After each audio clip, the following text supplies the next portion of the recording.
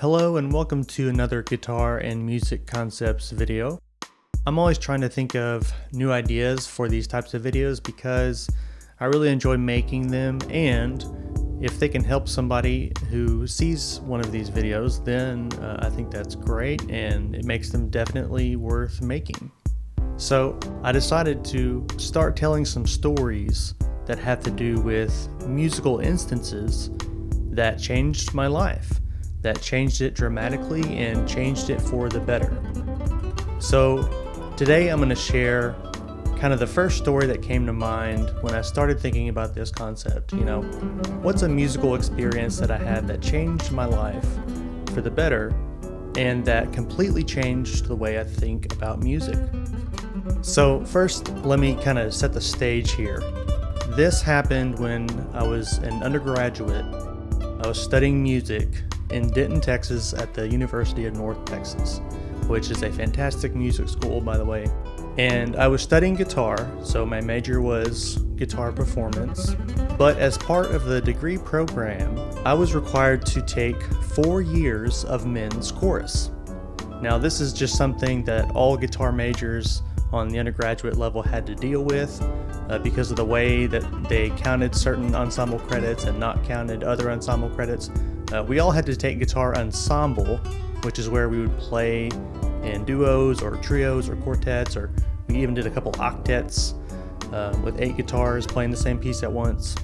But for some reason, those credits did not count towards like your music ensemble portion of your degree plan. So we basically had one option, which was to take men's chorus semester after semester. So this is like 80 to 110 guys in one room packed into the risers, all singing together as a choir.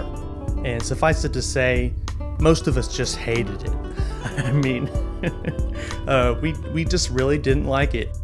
We had rehearsal Monday through Thursday, so it was very grinding. And most of us did not want to be there, and I certainly was one of these people. I didn't want to be there. I didn't think initially that I needed to be there or that I could get anything good out of this whatsoever. I just pretty much thought I was above it all. So we would rehearse all semester, and then at the end of the semester we'd give a big concert. So we'd go to the big concert hall at UNT, and the women's chorus would give their performance, and then the men's chorus would give their performance. So this story, it occurs the night of the first concert that I ever participated in with the UNT men's chorus. And here's how it happened. So the women's chorus, they did their program first. All of the guys in the men's chorus, we were up in the balcony, and we were just to sit up there, behave ourselves, watch the women's chorus, listen to them, and then when they were done, we were going to go down and line up and go on stage, and we were going to do our thing, okay? So I'm sitting up there, and I'm really not paying attention. I'm not wanting to be there. I'm wearing this tuxedo that I had to buy because, we all had to wear tuxedos. It was that kind of thing. And I'm really having a miserable time, okay? And this was my mindset when this life-changing musical experience happened to me. So I'm sitting there, probably playing on my phone or whatever, and all of a sudden, our conductor comes down to the front and he starts very loudly whispering for everyone to come down and gather around him.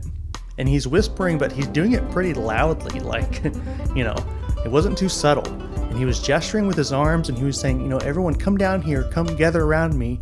I have something to tell y'all. He was saying things like that. And one of the most interesting things about the story is that I remember in my mind at that moment thinking, well, I don't want to go down there. I don't like this guy. I don't like singing in the chorus. I don't know what he has to say, but I don't care. And most of the people that were in the men's chorus might have thought something similar because there were only 30 guys or so that did what he asked and went down there together around him. And for some reason, I decided, he asked, so I'm going to go down there and see what he has to say. But I could have just as easily not, and I would have missed this experience. And I think that's an interesting thing about a story like this is you can have a life-changing experience any day at any time. And it might hit you totally from the blind side. I mean, you don't have to jump out of an airplane to have a life-changing experience. So for some reason, I decided, begrudgingly, that I was like, okay, I got up and I went down to the front where he was asking us all to gather around him. Once we got down there, and I guess enough people were around, and like I said, most people in the chorus never even heard this, but only a few of us heard what he was about to say.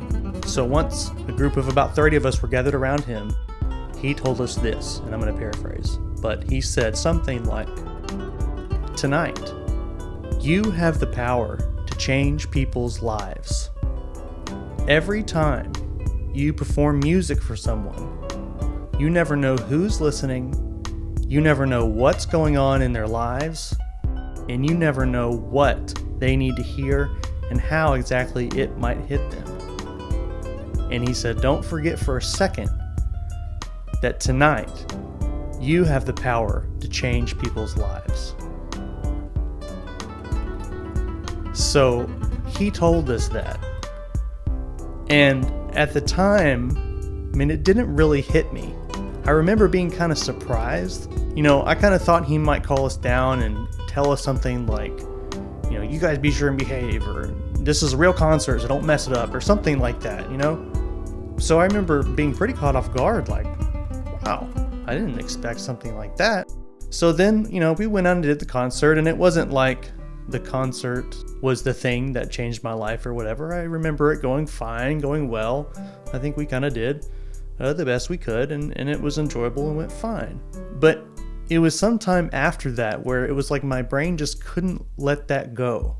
And I was just very struck by what he said and how he said it. And either someone had said something like that to him at some point, and he was passing that on, or maybe he came up with it himself, which would just be extremely brilliant.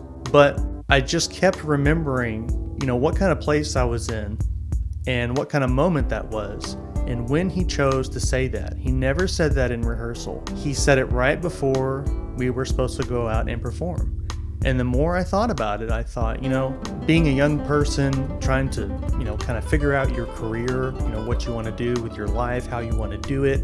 Also being around other people that are the same way, and nobody really knows what's going on. So you see and experience all kind of different things. And just for me personally, I couldn't tell, up from down, left from right. It was a very confusing time. So there would often be different kinds of things that I might prioritize when I would think about playing music. But hearing that kind of be put out there as a possibility, and not only a possibility, but maybe this is what you should be thinking about. Maybe you shouldn't be thinking about, how good you think you are on your instrument. Maybe you shouldn't be thinking about how well you think you know your pieces. Maybe you shouldn't be thinking about how many mistakes you are or aren't making. Maybe you shouldn't be thinking about what other people are there and what they might be thinking about what you're playing, and what you think they should be thinking about your playing, or what you're afraid they might be thinking about how you're playing. Okay, maybe none of these things are as important as you have the power to possibly change someone's life by just doing what you do, by just playing the music that you're convicted about to the best of your ability. So I'm not exactly sure how long after that this kind of started to soak in for me, but I know at some point I started to use this in my own teaching. A lot of people are very anxious and kind of afraid of performance scenarios. Most people are, especially people who haven't done it before and it's new to them. Okay, so instead of, presenting it as something to overcome or something you need to conquer or get used to, and there might be some of all of that involved, I decided to, in my own teaching, present it as, if you just go out there and do the best that you can do, you have the opportunity to change people's life. And you never know who might be listening and what they might need to hear. And it certainly has to work, on both ends. You can't force someone's life to be changed. They have to be open to it, or it has to be kind of a natural type of connection that needs to happen. But that possibility definitely is there. But I just wanted to share what this conductor said on that night. And I wanted to point out how I almost missed it. For some reason, I went down and listened, and I'll always be grateful that I did.